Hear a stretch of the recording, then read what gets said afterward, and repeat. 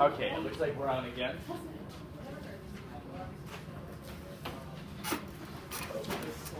So this is where we were before lunch. We determined we have an electron that's falling from the second energy level down to the first. It's giving off energy in the form of light. And we're now at the point where we can determine, because we know the delta E for it, we found that, we can determine the wavelength of the light. Now we're doing this for a reason.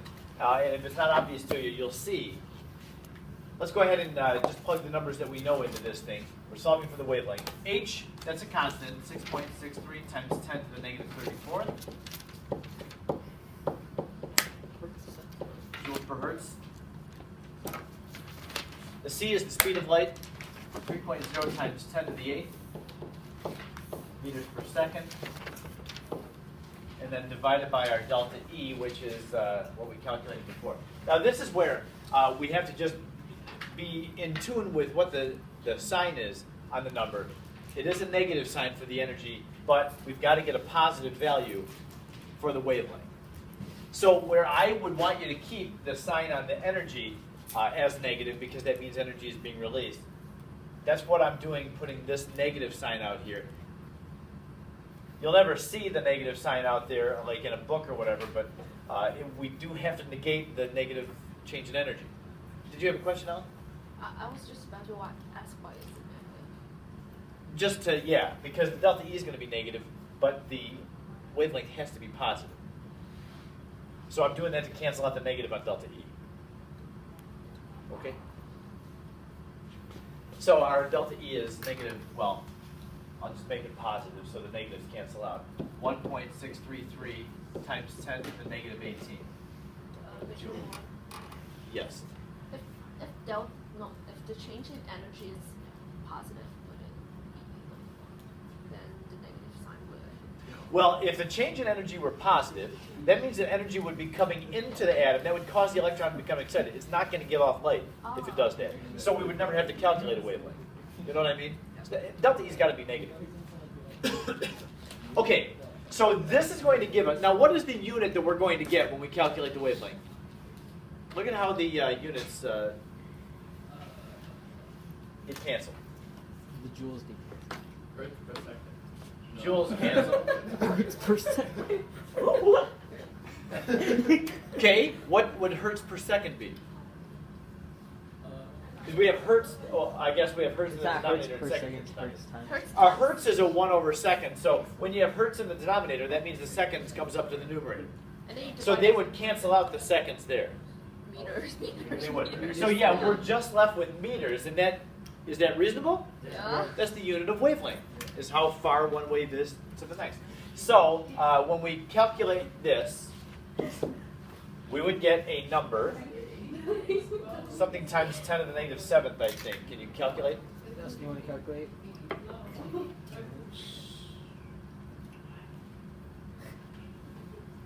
Weather balloon.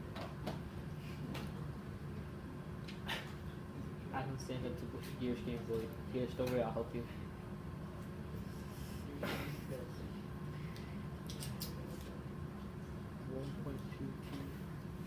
Wait, what's hertz equivalent to? Like what? Hertz is 1 over second. Oh.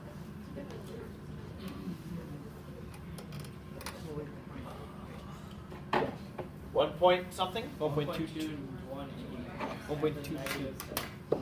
I'm just going to use 2 sig figs because of my speed of light here. Let's say 1.2 times 10 to the negative 7 meters. Okay, so when the electron falls from the second to the first energy level for hydrogen, according to Bohr, it should give a photon, a light wave, whose wavelength is 1.2 times 10 to the negative 7 meters. Are we able to see this? And that's what my question is down here. Is it in the visible light range? And the way that we answer that question is to look at a spectrum. And the spectrum has frequency along the top of it and wavelength along the bottom. Now, different books will publish spectra different. This is the one that I liked, and so I grabbed. So the denominator, the bottom scale, I didn't mean to say that, is in meters for wavelength. And 10 to the negative 6 is right here. 10 to the negative 8 is right here. So 10 to the negative 7 would be right about there. halfway between the 10 to the negative 6 and 10 to the negative 8. So our wavelength for this electron jump is 1 times 10 to the negative 7, 1.2 times 10 to the negative 7. Can we see it? No. We can't see it. No. It would be in the ultraviolet range. You can't see ultraviolet light. So there are some jumps that atoms will make that we can't see. In fact, there will be more that we can't see than what we can see. We can only see the jumps that happen to fall into this range right here, those wavelengths. For hydrogen, it turns out that there are several jumps from higher energy levels to the second energy level that we can actually see. And so for that, I'm going to ask you to do an exercise. Calculate the wavelength for these electron jumps. Now we're going to break this up, these two rows on the left side of the room. When you all do, find the wavelength for when an electron falls from the third to the second energy level. My middle two rows, when you do the second one, find the wavelength when the electron falls from the fourth to the second. And then my later right-hand rows over there, would you do the fifth to the second? So take a moment, see if you can calculate that, and check when everybody in the group agrees, then have somebody come up here and write what the wavelengths are. I swear to God, if you anymore. No, don't give it. Preeti, put your foot. Look what it does in my class. It's like, oh my God.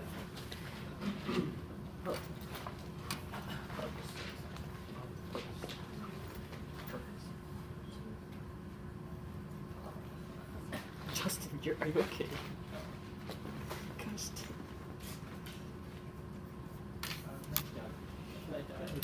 Okay. This is if I die. Yeah, the one's actually so sharp. I just like stop thinking about it. Don't think of that.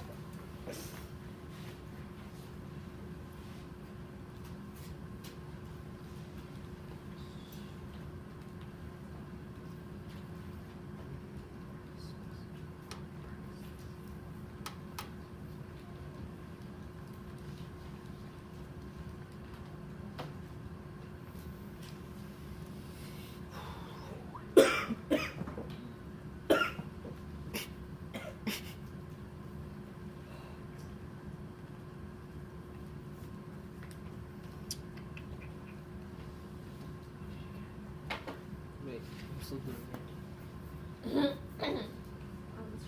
Yeah. Sorry. Does those numbers, do those numbers count as like infinite? Oh, sig fig? Yeah, they don't count for sig figs. Yeah, they're not measured. Wait, yeah.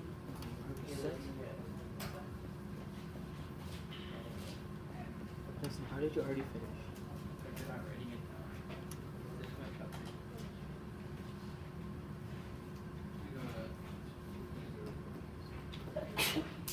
Bless you. Oh, Percocet. I got 6 points. I got this. That's what I got. Go, go.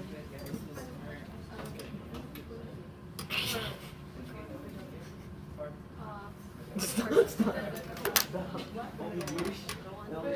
Not on that one. Did you actually have 11? I had 3, 1, 2, 4. Did? And I had 4 right. I got this.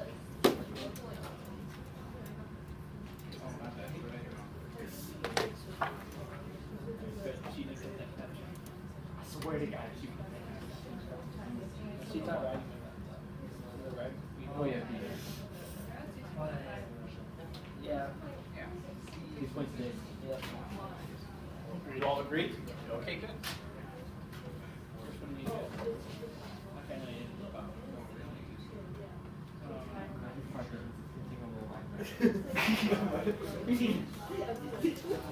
Oh wait, can we write it up there? Wait, no. Yes, please. I'm licensed person.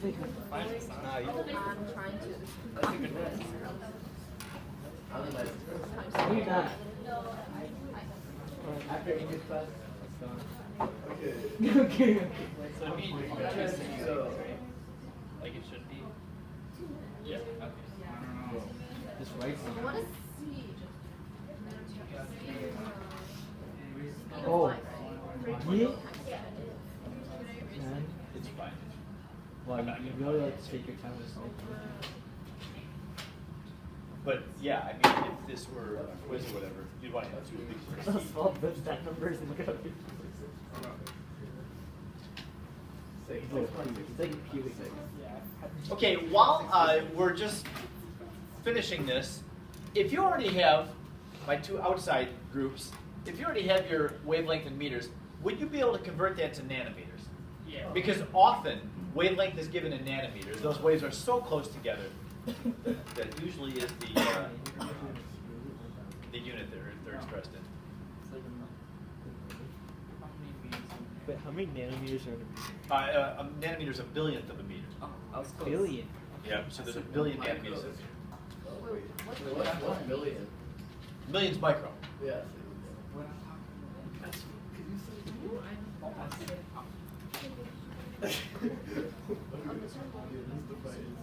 Yeah, actually for this thing, like, I mean for this equation like this, the top part is very like, it doesn't change. It does not change. Wait, we're supposed to divide it or multiply it? You multiply. Oh my god. What? What's weird? Because I got I get things. Yeah. What do you get? Just do 10 to the 9. Alright. 6.63. Hey, I got the answer. Oh, you kept it. You got the answer. What did you get? What did You got the first one? I started after. I felt like 30 seconds after. Whoa. It was like 5 minutes after. So what's your point? Wait, do you actually know what it is though? Yeah, I do. Wait, what do you mean you know? You think we No. Yeah, wait. There was another Parkinson's.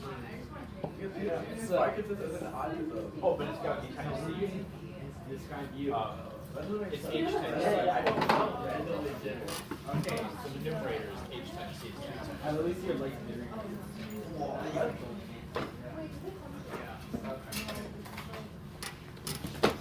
No. Are you having a calculator plug in that number in, or do you have that number? Wait, what's the actual? For 2.9979. That's Did you memorize that number? Perco. what is it? It's narcotic. Okay, okay. I was going to say, I'm impressed. I'll have to remember that. Some Molly. Always another joke. Yeah. Is it? Yeah.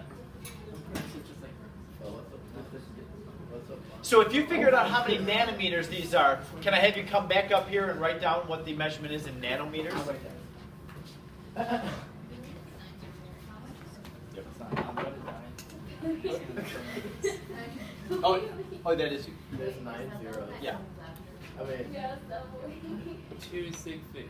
Good Yeah, job. that is 2. Yes. How many? Okay, whatever. Wait. Okay, very nice. Do get used to nanometers. All the wavelengths and the problems in the chapter are probably going to be in nanometers. Wait, is there like some like random Greek stuff for like nanometers or No, it's just NF. Micrometer has a Greek letter. Oh, okay. Great, thank you.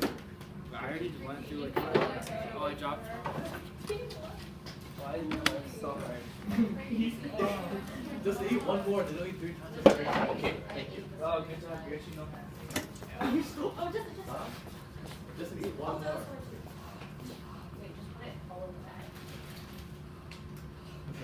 Just if you eat one more, you eat 3 times. There's no one. Wait, actually, yeah.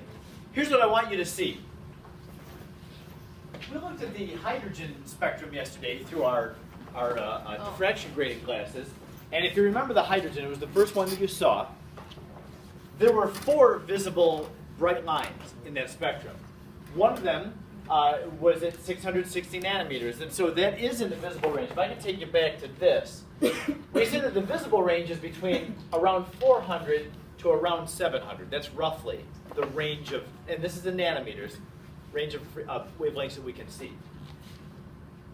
So if we have a band of light that's at 660 nanometers, based on the amount of energy, here's hydrogen down here. And when we get to 660 nanometers,